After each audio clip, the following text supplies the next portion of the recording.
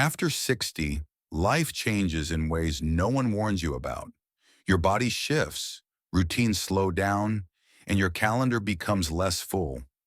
But the most profound change isn't physical, it's social, it's emotional. It's the quiet fading of people who once defined your world.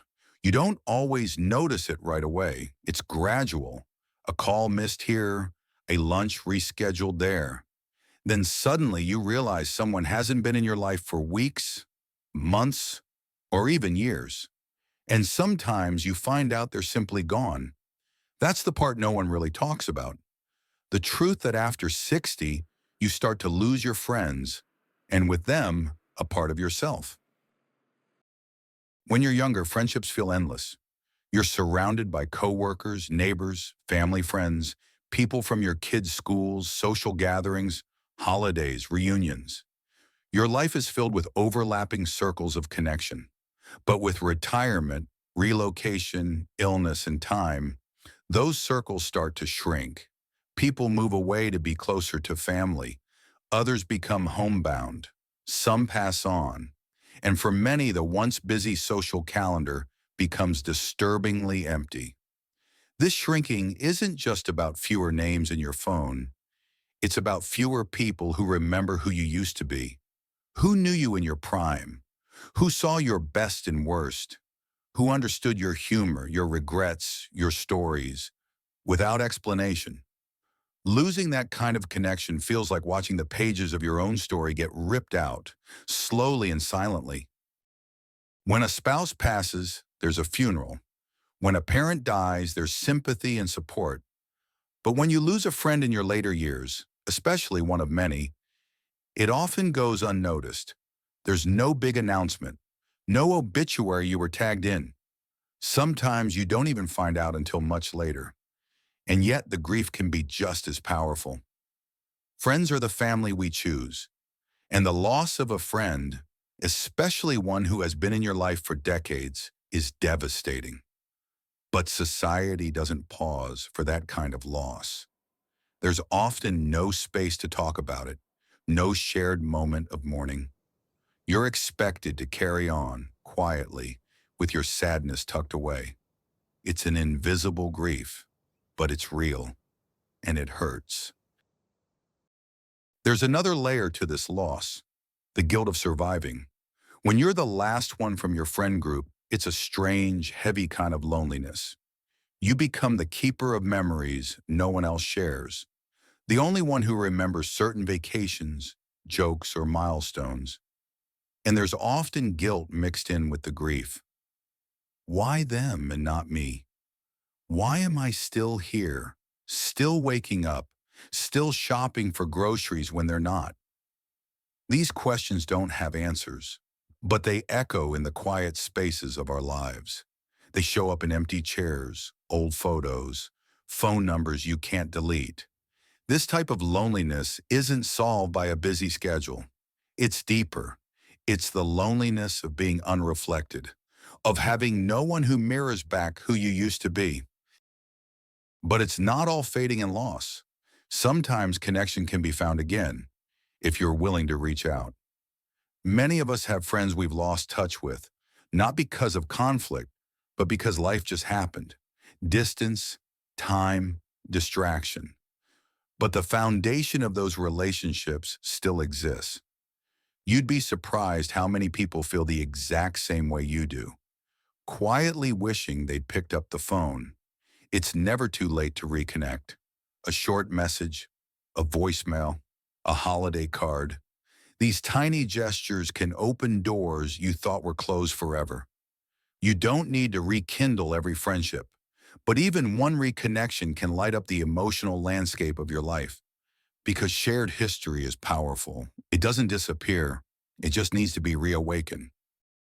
One of the most damaging myths about aging is that friendship has an expiration date, that new bonds only happen when you're young, that once you hit a certain age, the window for connection has closed. That simply isn't true.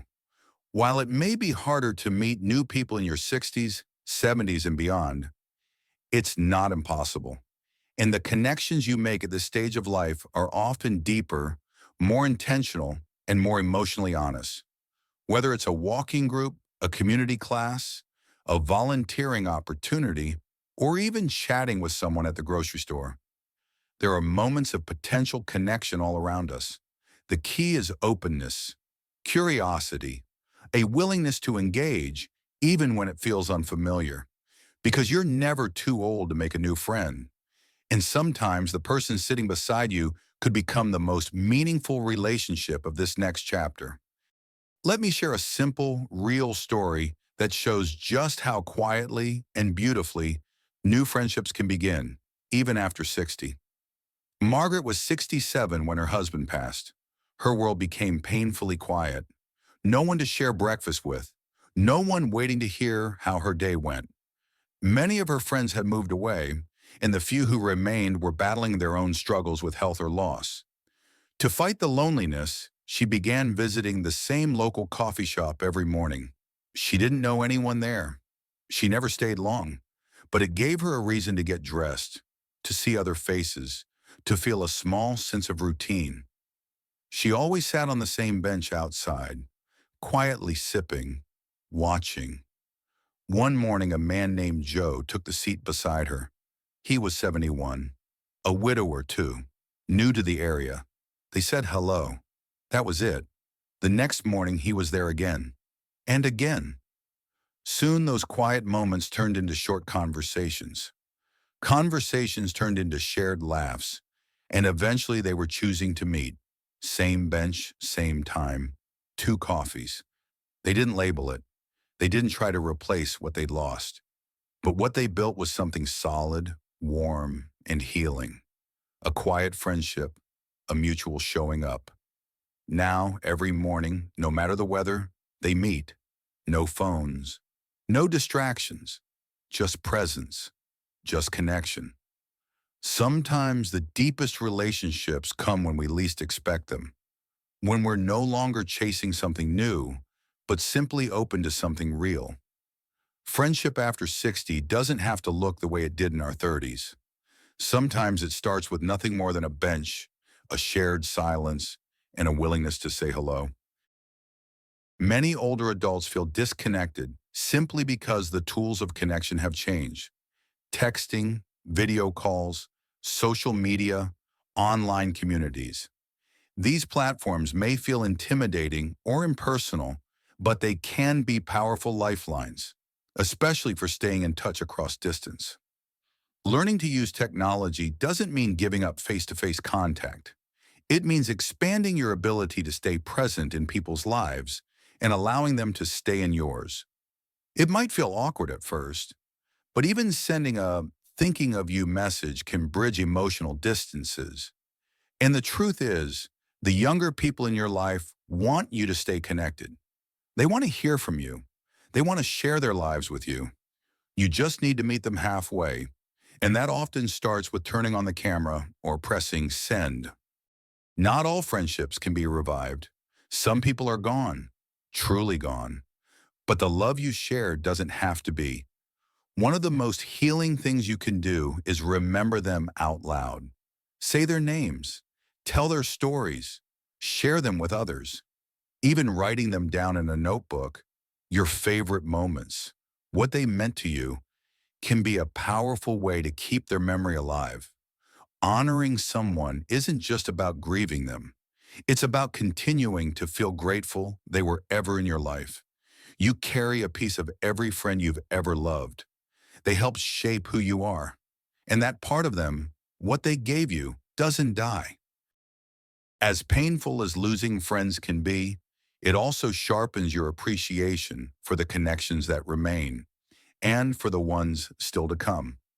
Every conversation, every shared laugh, every invitation accepted becomes a little more precious. It becomes less about how many friends you have and more about how present you are with the ones you do. If you're feeling isolated, know that it's never too late to rebuild a sense of belonging. It may take effort, it may take courage, but connection is always possible. You are not alone in feeling lonely, and you are not alone in wanting to feel seen, remembered, and loved.